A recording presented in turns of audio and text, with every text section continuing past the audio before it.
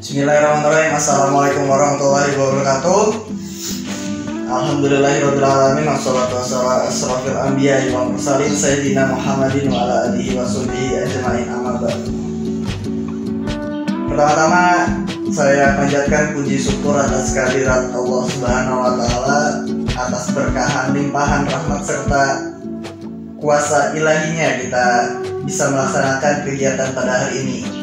Tak lupa pula sholawat serta salam mari kita haturkan kepada junjungan kita Rasulullah SAW yang telah mengantarkan kita dari zaman jahiliyah menuju zaman Islamiyah. Kenalin, nama saya Raffi Firjatullah selaku pembawa acara pada hari ini dengan tema pacaran milenial dalam Islam. Dan sudah terhubung bersama teman saya, mahasiswa YIN jurusan tafsir. Gimana? Tes. Oh, hadir Pep, hadir. Kenalin dong. Oh iya. Ya, perkenalkan, nama saya Andi, mahasiswa YIN Samarinda, jurusan Quran Hadis, program studi ilmu Al-Quran dan tafsir. Gimana nih kabarnya nih? Sehat kan? Alhamdulillah Pep, baik. Kamu gimana? Alhamdulillah sehat. Gini nih, aku pengen sharing tentang pacaran anak sekarang, lebih ke gayanya sih nih. Iya. Aku pernah baca di sebuah artikel, mungkin ini relate juga sama pengalaman pribadiku yang sering aku temui di kehidupanku sehari-hari. Aku ini sumbernya dari suaramerdeka.com. Katanya sebesar 74,3% remaja di Semarang itu mulai pacaran saat berusia 10-15 tahun. Ini anak 10 tahun pacaran ngapain coba? Ini main epek, main masak-masakan apa gimana? Jangan main saham. Bisa ya main saham mana 10 tahun? Ya kita nggak tahu nih. Jujur kadang suka heran gitu sama anak-anak atau remaja yang pacaran, walaupun aku sendiri pernah pacaran waktu di usia mereka gitu. Heranin apa Pep? Ya heran aja gitu. Fungsi dari pacaran apa ya Pak? Selain untuk senang-senang. Karena aku udah sadar aja kan, makanya nggak ngelakuin itu lagi. Gimana ya? Kalau menurutku pribadi, manusia itu cenderung mengikuti hal yang dilakukan oleh kebanyakan orang. Ku analogikan begini, orang sekarang pada rame yang lagi main TikTok, dari anak-anak, remaja, dan dewasa. Sekarang siapa coba orang Indonesia yang nggak main TikTok selain kita? Tapi bentar lagi aku OTW download TikTok nih. Berarti tinggal aku sendirian. Nah gitu, sama kayak orang pacaran, karena banyak yang ngelakuin, makanya banyak juga orang yang pengen ngerasain. Atau enggak, ya karena mereka itu pengen ngerasain dan ngelakuin hal-hal yang sebenarnya harus dilakukan dan boleh dilakukan setelah menikah, tapi karena belum siap, pelariannya pacaran. Oh gitu ya? Ya tapi benar juga sih. Coba kita bahas dalam sudut pandang agama Islam. Pacaran sendiri boleh gak sih, Di? Jadi begini ya, Allah menciptakan cowok dan cewek agar dapat saling mengenal. Lita'arafu, carilah teman sebanyak-banyaknya, baik cowok maupun cewek, tapi jangan melanggar etika pergaulan, kayak berdua-duaan, karena akan menjadi mangsa empuknya setan, termakan godaannya melalui hawa nafsu. Jadi Islam mengharamkan segala aktivitas interaksi antara cowok sama cewek yang nggak punya kepentingan syar'i atau kepentingan khusus di situ, yang kayak jalan cuma berdua doang, pergi sholat berjamaah berdua doang, pergi kajian Islam berdua bertamasya, nonton bioskop dan sebagainya, karena itu berpotensi besar menuju jalan kemaksiatan yang lain. Terus gimana kalau pacarannya LDR? LDR sendiri kan long distance relationship, jadi hubungan jarak jauh nih. Nah itu pacaran cuma lewat handphone, lewat smartphone gitu. Jadi gak bakal pernah jalan bareng, terus nonton bioskop apa segala macam. Itu pasti gak pernah ngapa-ngapain kan? Nah itu gimana nih? Setidaknya LDR itu pasti pernah teleponan, pernah video callan, pernah chatan, dan kita nggak pernah tahu isi chatnya gimana, video callannya gimana, teleponannya gimana. Ya kayak yang tadi aku bilang, Islam itu mengharamkan segala aktivitas antara cowok sama cewek yang nggak ada kepentingan syar'i. Sebenarnya sama sih kalau menurutku, mau pacaran jarak jauh, mau pacaran jarak dekat, tetap nggak ada kepentingan di situ, dan itu buang-buang waktu. Teleponan, WhatsApp, video callan, sayang-sayangan, tetap aja namanya pacaran, dan itu nggak diperkenankan, maupun jauh ataupun dekat. Jadi kenapa pacaran sebelum menikah itu dilarang? Karena khalwat itu bukan hanya bisa terjadi di saat berdua-duaan, walau di tempat umum dan bersama-sama yang lain, bahkan di tempat yang jauh kayak LDRan, misalnya video callan, tetap aja itu kan khalwat ya, berdua-duaan, dan itu bisa terjadi. Jadi itu juga tidak diperkenankan. Pokoknya kegiatan apapun yang kayak ngumpul bareng dan segala pertemuan yang gak ada kepentingan, itu nggak dibenarkan dalam agama. Apalagi aktivitas pacaran yang pasti mengarah ke maksiat, karena la yahluwanna rajulun amra'atun illa wa ma'azu mahram. Jangan seorang cowok berdua-duaan sama cewek tanpa ada mahramnya di situ. Terus yang lain, alala yahluwanna rajulun bimra'atin illa kana salisahum masyaiton. Jangan seorang cowok sama cewek berdua-duaan, karena nanti di tengah-tengahnya itu setan. Gimana kalau pacarannya positif nih? Contoh nih, aku pernah lihat temanku nih pacaran kayak pacaran Islami, mereka bilang gitu nih. Pacaran Islami. Pacaran Islami gitu kan, kayak saling ngingati sholat, saling ngingati hal-hal kebaikan. Terus tuh gimana gitu nih?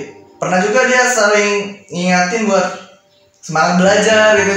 Jadi biar nilainya tinggi buat anak-anak pelajar sama anak-anak kuliah sebagai support sistemnya gitu nih. Iya. Ini gimana ya? Memang ini sih problemnya. Kebanyakan kita tuh bukan kita banget gitu, nah kalau nggak beralasan. Apalagi kalau misalnya kita dikasih tahu nih, tapi secara logika tuh kita nggak bisa nerima, pasti kita ngebantah. Karena kebanyakan dari kita itu nggak pernah mau mencari atau menerima kebenaran, dan lebih memilih mencari pembenaran sesuai apa yang kita mau, meskipun terkadang itu salah. Mungkin nambah semangat belajar, iya. Mengingatkan ibadah, iya. Kita berdua kan punya banyak teman yang juga pacaran, ya, yang pacaran sebelum putus. Pada awalnya mungkin memang iya bisa menambah semangat belajar pada awalnya. Tapi biasanya yang belajar itu cuma buat buktiin ke pacarnya kalau dia ini pinter dan lain sebagainya. Terus kalau yang kayak ngingatin sholat, ngingatin ibadah gitu, kayak panggilan ahi ukhti, jangan lupa tahajud. Jadi malah nanti jatuhnya ibadahnya itu bukan ikhlas karena Allah, tapi malah karena pacarnya. Dia sholat karena pacarnya, menjalankan segala perintah pacarnya dan menjauhi segala larangan pacarnya. Jadi ya siapa yang disembah? Berarti dia menyembah pacarnya. Ya nggak tahu lah. Jadi ya kalau menurutku pribadi, pacaran itu candu, bagaikan obat terlarang yang bikin ketagihan, nafsu yang harus terus dipenuhi. Malah jatuhnya nanti kebanyakan yang pacaran gitu tuh malah penuh dengan hayalan, ya nggak sih? Yang semestinya gimana ya, orang-orang yang pacaran tuh, sepengalaman yang aku tahu, banyak orang yang pacaran itu kayak sudah ngayal, padahal punya uang buat nikah aja enggak, sudah ngayal mau tinggal di mana, mau punya anak berapa, manggilnya sudah ayah bundaan, dihamili pusing, dan lain sebagainya, kayak gitulah pokoknya. Dihamilin pusing. Yeah. Bagaimana cara menafkahinya? Ya nggak sih, kan? Iya sih, benar-benar. Kan mereka tuh kayak mana ya, merencanakan sesuatu sama orang yang belum tentu jadi jodohnya. Masuk akal sih. Tapi kalau pacarannya itu nggak ngapa-ngapain nih, cuma pegangan tangan aja waktu jalan ke mall, waktu pengen nonton bioskop gitu, pegangan tangan aja. Ini kocak sih sebenarnya. Kocak. Ini gimana ya?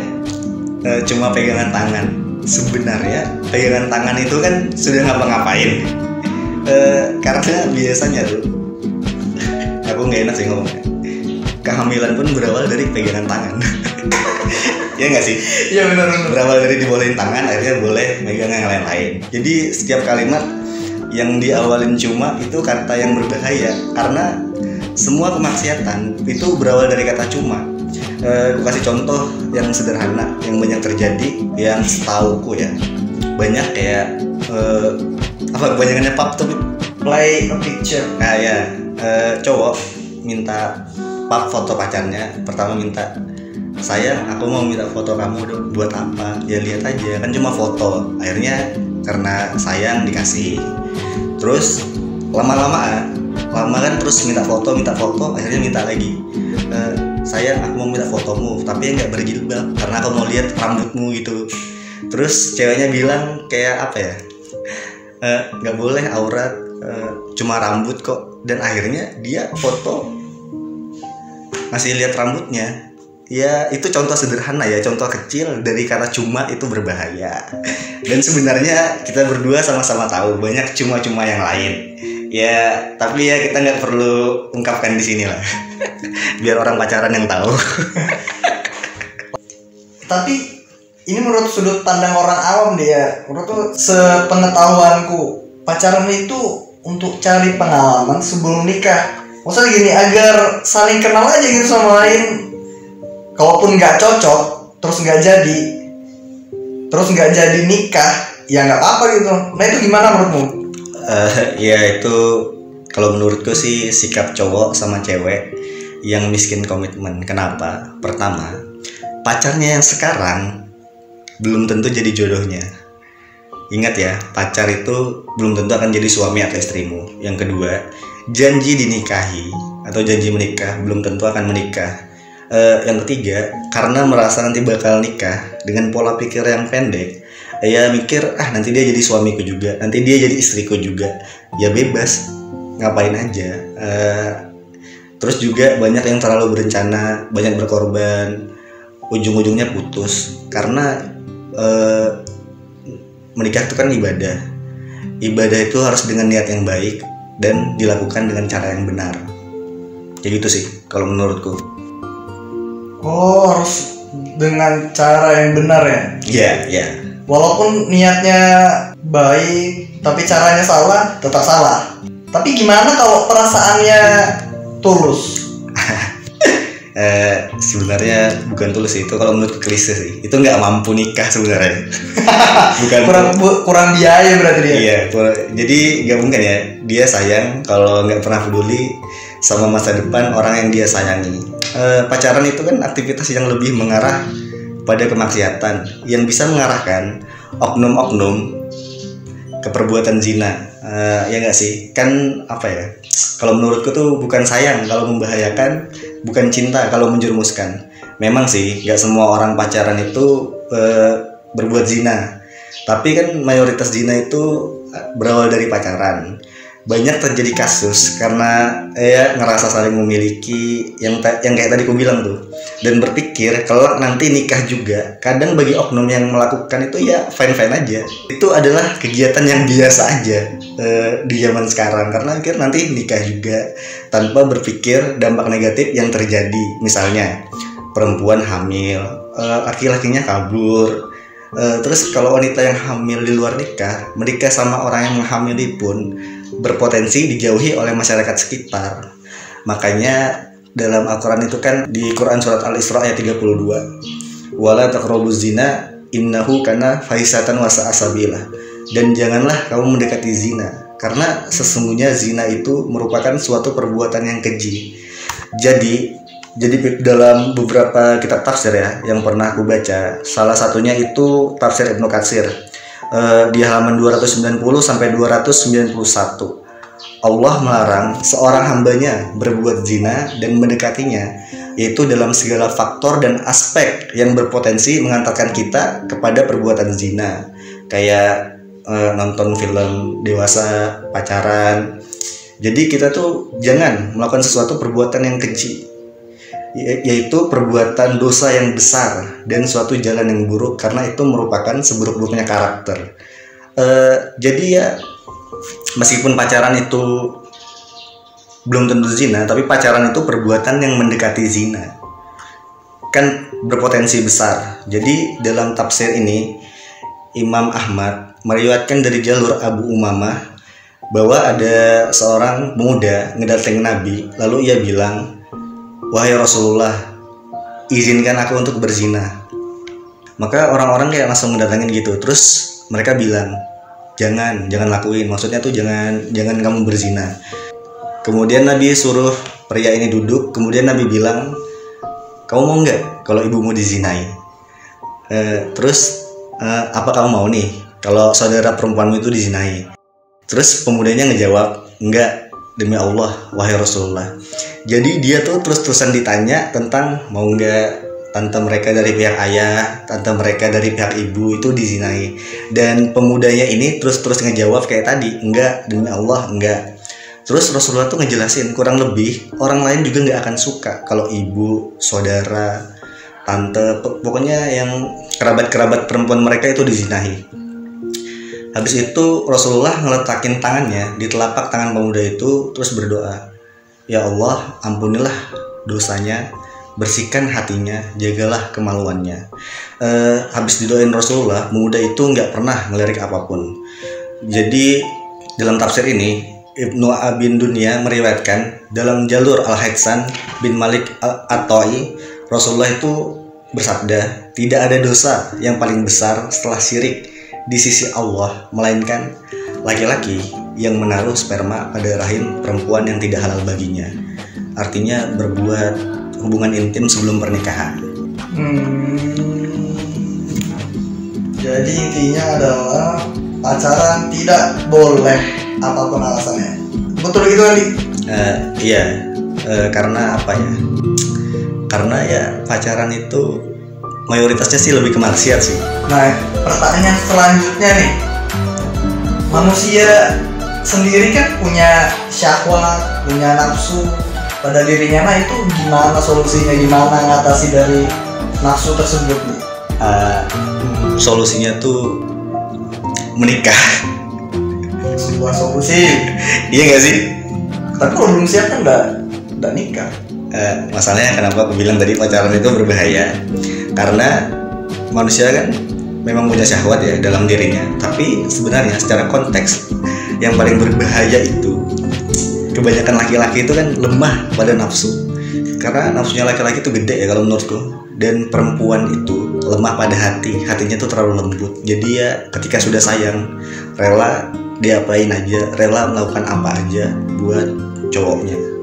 Dan kadang habis dinikmati dibuang. Jadi ya ketika dua ini dipertemukan ya terjadilah perzinahan. Makanya bisa dibilang pacaran itu salah satu jalan menuju kemaksiatan, salah satu jalan menuju ke perzinahan. Kadang banyak juga yang bilang kayak gini nih, ya mending pacaran lah tapi lah jadi ibadah.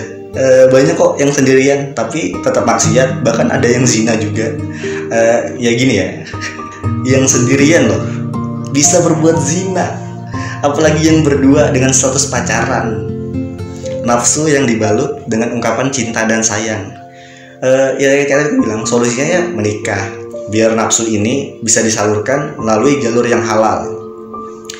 Kalau belum mampu ya perbanyak puasa. Terus juga ya rajin sholat dengan niat yang ikhlas, karena sholat itu kan dapat mencegah dari berbagai macam keburukan dan maksiat, dapat mencegah kita jatuh dalam perbuatan yang keji dan munkar.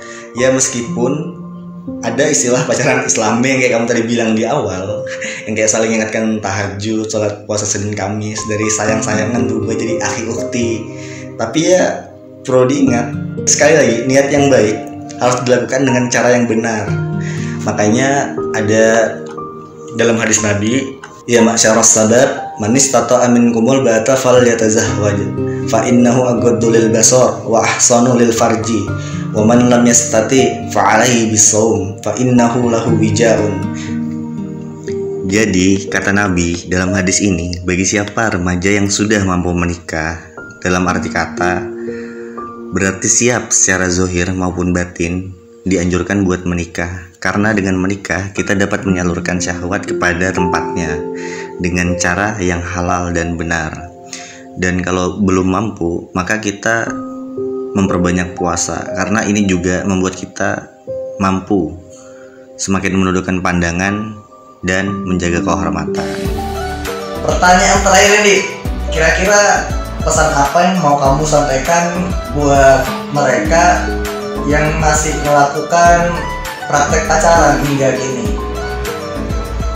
Jadi jangan pernah merasa kehilangan jika kita meninggalkan sesuatu ikhlas karena Allah, insya Allah kalau jodoh pasti kembali dipertemukan. Karena jodoh nggak akan tertukar. Kalau nggak jodoh, ya pasti dapat ganti yang lebih baik. Kalau memang ingin pacaran setelah menikah.